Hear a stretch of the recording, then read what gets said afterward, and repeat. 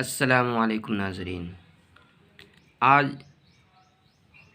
Parts of speech بتاؤں گا بسم تعالی۔ اجزائے کلام، پارٹس آف اسپیچ۔ ہم اپنی گفتگو کے دوران جو الفاظ کسی بھی زبان میں بولتے ہیں وہ الفاظ مجموعے کی شکل میں ہوتے ہیں اور الفاظ کا یہی بامعنی مجموعہ جملہ کہلاتا ہے۔ جیسے کریم از اے ڈاکٹر، یہ مجموعہ، یہ جملہ ہو گیا۔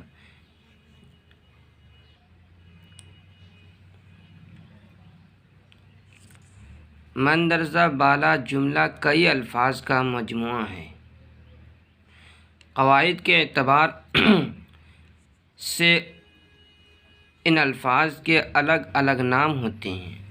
ان مختلف ناموں کو ہی پارٹس آف اسپیچ یعنی اجزائے کلام کہتے ہیں۔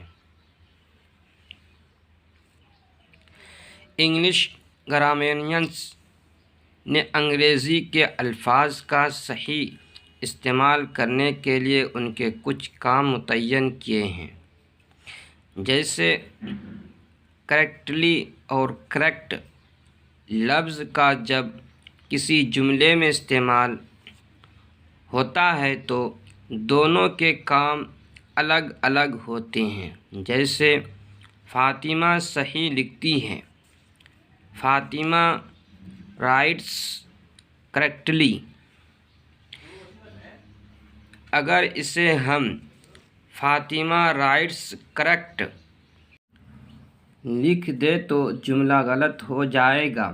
اس لیے صحیح انگریزی لکھنے کے لیے صحیح الفاظ کا استعمال ضروری ہے۔